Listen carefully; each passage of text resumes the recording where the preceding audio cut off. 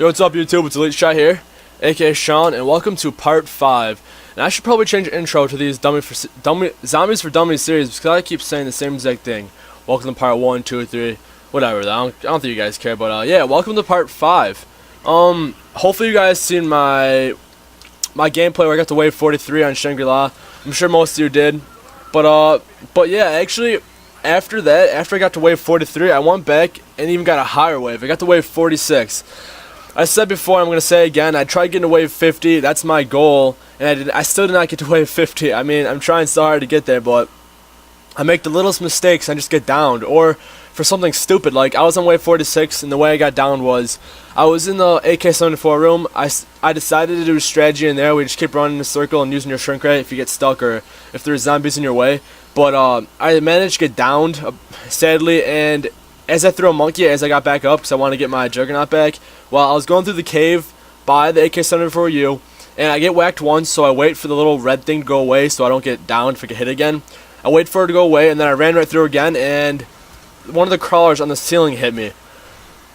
Yeah, pretty sad way to go down for a freaking crawler on the fucking ceiling, right? But I was pretty pissed. I was probably in shock for like, I was honestly like looking at my TV screen for a minute, be like, just sitting there like in awe, like, you gotta be kidding me, that just happened, right? That just fucking happened? Like, I was just sitting there then, oh man, I was mad, but, oh well, we're gonna do it, right? And then today I tried getting to 40, or I tried getting to 50 again, but what happened was, I got to wave, I was at 30, then I paused it because I had to go help my mom out for a second, so, yeah, my power actually went out. For some reason, there's one line in my house that if we have too many things running at once, like, we have like 3 air conditioners in our house, and sometimes if we have them all running at the same time, that like power goes out on that line of the house. So what do you know, my Xbox is in the same line as the air conditioner, so my TV turns off. So yeah, that wasn't good either, but I'm not sure I'm gonna try again. I'm probably gonna try again today just because I'm that motivated, and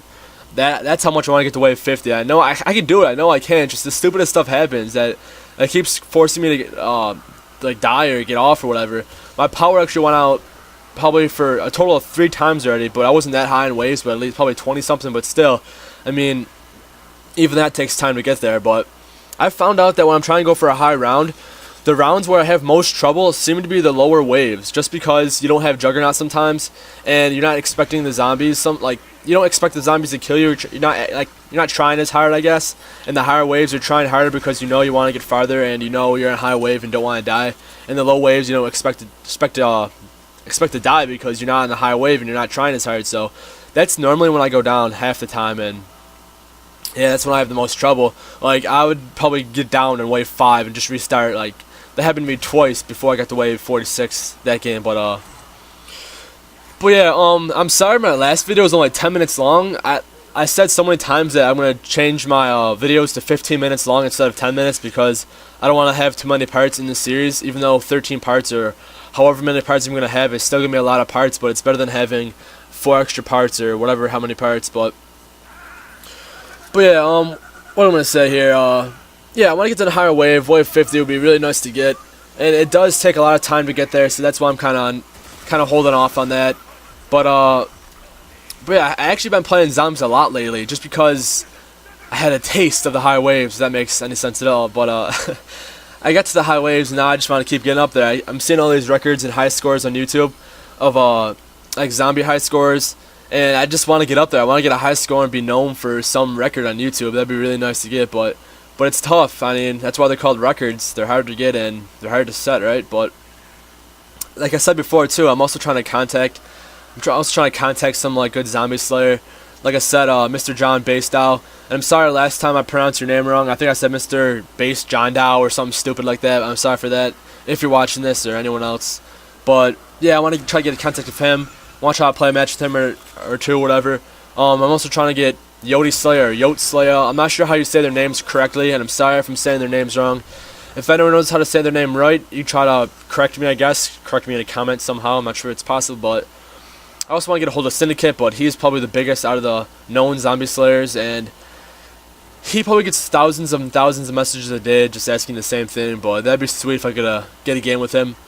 I'm also getting like finding out other good zombie slayers on YouTube. They're not really big, but they're really good, but Most of them have PS3, and some of them I just can't get a hold of sometimes. But yeah, it would be really cool if I can get contact with someone big and try to play a match with them or two. And I'm also trying my best to get the contact of Machinima. I'm like trying to post videos on the Respawn app. For everyone that doesn't know, Machinima has this one Respawn app on Facebook.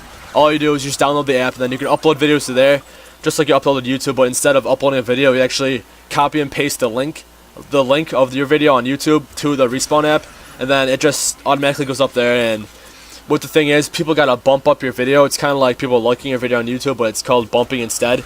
And that's where they just press the bump button, and it gets higher, it gets more noticed, and it gets on the front page. And apparently, like some directors at Machinima Respawn look at the front page, and they pretty much base who they're gonna give a partnership to next, according to how wild their video is and how many bumps and how their channel is on YouTube, things like that. But yeah, I'm trying my best to get videos on there. I'm trying to get them bumped up, but it's really hard to since I don't have that many subscribers.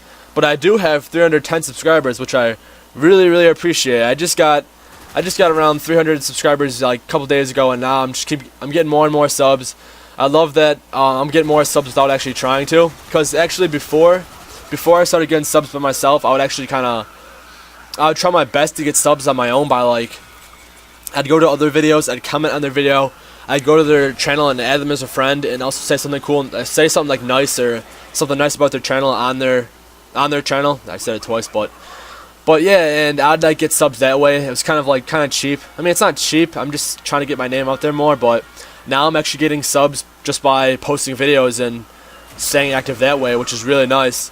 I figured out that if I post videos like about patches, like recently I patched my Black Ops patch 1.11 video, and PS3 just got the update today, so a bunch of people on PS3 or PS3 users are typing in Black Ops patch 1.11 or next Black Ops patch, and my video is coming at the top, so I'm getting a lot of subs that way. I appreciate that. Thank you so much. And yeah, I mean, I'm so glad, I'm so thankful and so glad for these subs I'm getting. I really appreciate it, and hopefully it keeps staying this way. If I just keep posting videos and uploading and staying active, hopefully it stays that way. But I plan to do a giveaway soon. I want to like probably give away like PlayStation Network points or Microsoft points. I just gotta buy some cards at the store or GameStop or wherever, and I'll probably do a giveaway. But I want to do a giveaway so it's most fair for everybody. When most people who give giveaways, I'm stuttering here, but when most people who do giveaways, they say like, I'm gonna choose out of my random subscribers, but I don't know, how can you choose randomly out of subscribers? We just go through and randomly click somebody. I heard that they have these things online where they're called like random giveaway generators or something like that, where you just type in your YouTube channel and apparently it like randomly picks one person out of all your subscribers or out of all your friends, whatever it is. I never looked it up. I'm not sure if they actually have one, but I heard of these things, and I don't know, that'd be pretty cool if I could do that, just so I could probably record that as well, just to prove that I'm randomly choosing somebody with a generator. So yeah, I'd probably do that in the end, and hopefully you guys will enjoy that. But as of now, I'm still trying to get a high score, like I said, still trying to get a record up there, still trying to get noticed, but I'm trying my best, you know. What I might do is that actually I might post my video where I get to wave 46 today, but I might, like, if I do post it, I'm probably gonna, it might like upload faster, or might upload before this video uploads, just because this video is 15 minutes long, and if I did upload my other high score, that one would probably upload like, that one would be like probably like 5 minutes long or however long the last wave I died. But yeah, I'm probably gonna post that today. I'm not sure if I should, because knowing me, I'm probably gonna get another high score before I can even like upload it. And if I did, I'd have to upload that again. But no, I might as well just upload it, just because I have it, and I want to show you guys that I got to a higher wave. But the strategy you're seeing here, it's not the best strategy. You shouldn't be. I know I'm point whoring. I know it gets me a lot of points, and in the end, I have more points as well. But I'm not sure if you guys should be doing this. It's kind of risky, because as I'm doing this, I'm killing zombies, and they might be spawning behind me, because I'm turning around and I'm shooting them, and I'm not sure exactly what's behind me. But you can time it so you know they're not behind you. But you're better off not doing this. You're better off pretty much just getting a big train of zombies, then only using your shrink rate and kicking them all. And then what I found out is that you should keep your first pistol you start off with, you know, the M1911, whatever it's called. And you should pack punch that so you get the Mustang and Sally. The Mustang and Sallies are pretty much grenade launchers or grenade pistols in your hand, and they're really effective as long as you have PhD flopper.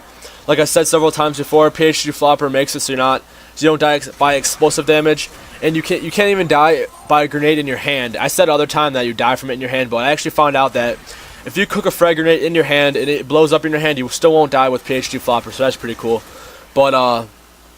But yeah, you shouldn't be doing this strategy where you just point horning. You should actually just make a train and then just spray him down with, not spray him, but shoot him with a shrink ray. Actually, I lied. Alright, what you should do is, you get a big train. Get a big train, and after you have the big train, throw a Semtex on the ground, and then shoot him with a shrink ray. Is that right? Yeah, that's right. Okay, yeah. So the Semtex, when they're all little babies, the Semtex grenade blows them all up. That's the strategy I use to get to wave 46, and it seems to be most effective. I can't say I made it up because I already seen videos of people doing the same thing, so I can't take credit for it. But it's a really effective strategy, and it's a really good way to kill the zombies. You just throw some text in the ground after you have a big mass of zombies, and then you shoot them with the shrink ray, and that Semtex explosion will kill all the little babies. So it's really effective. So yeah, that technique works great. You should do that in the AK-74 room.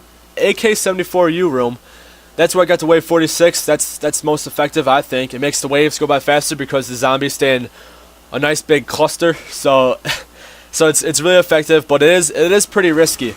This technique I'm doing here, I'm not sure if it would be considered more risky than the AK-74 room. AK-74U room, I don't know why I can't say that right. But yeah, it's a really good spot, but I say both spots are just as risky, like risky of going down. So the best technique I would recommend is going around the whole map. Just keep making trains and keep going around the whole entire map. Use the whole map toward your advantage and just keep running around getting a massive zombies. And then once you think all the zombies are in one like cluster, just shoot them with the shrink ray, kick them, or blow them up with the Semtex, or however you want to kill them. But that's probably the most safe way to kill all the zombies without risk of dying. You just gotta make sure when you run rape trains anywhere, you gotta make sure you gotta know your surroundings pretty much. You gotta know where the zombies at all times. You gotta make sure you know where they are in front of you, behind you, the side of you, whatever. You gotta know where they're at all times. And if you hear a shrieker or a napalm zombie coming, you gotta like strategically kill them somehow. So you gotta set up differently, or you gotta prepare yourself to kill them. Oh yeah, and if you get an instant kill, I said this before. I said knife them before, but sometimes knifing them in the higher waves is pretty risky. It is tough to knife them all because there's a bunch of zombies coming out at once. So if you get an instant kill, if you can knife them without dying, you can knife them. But if you have a lot of zombies like this, just spray them down with whatever weapon you have. But like I said earlier and a second ago, and I keep saying like I said, but you should keep your Mustang and Sally because they are most effective and they are better. Say if I run out of shrink ray, the Mustang and Sally would probably do me the best, and I'd probably survive more likely. Does that make sense? I don't know, but yeah, you should keep the first pistol and just pack punch that. Obviously, in the lower waves, go for the Bowie knife. In my previous parts, you'll see that I got the Bowie knife early on, and that's just the best thing to get. The first thing you want to get is Bowie knife. The second thing you want to get is Juggernaut. And I actually decided I'm not sure if I should get Speed Cola. Where I got to wave 46, I don't think I got Speed Cola. I'm trying to think here.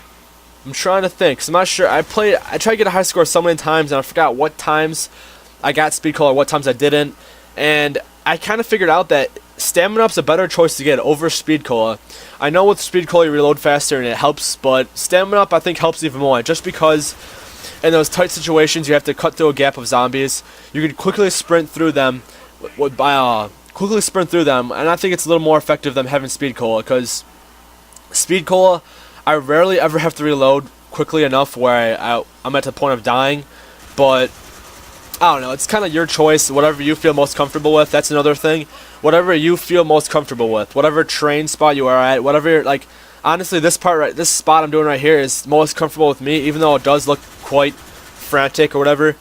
I did it a lot, so I'm kind of used to it. And also the AK-74U room, that's my fourth time saying that. But yeah, whatever you feel most comfortable with, just run that train spot in. You'll do the best. Whatever you feel it's right, do the best. That doesn't make sense. Anything I'm saying here, if it doesn't make sense, I'm sorry. But alright guys, part 5 is wrapping up. I hope you guys enjoyed this series for the 5th time, and I'll catch you guys later. See you.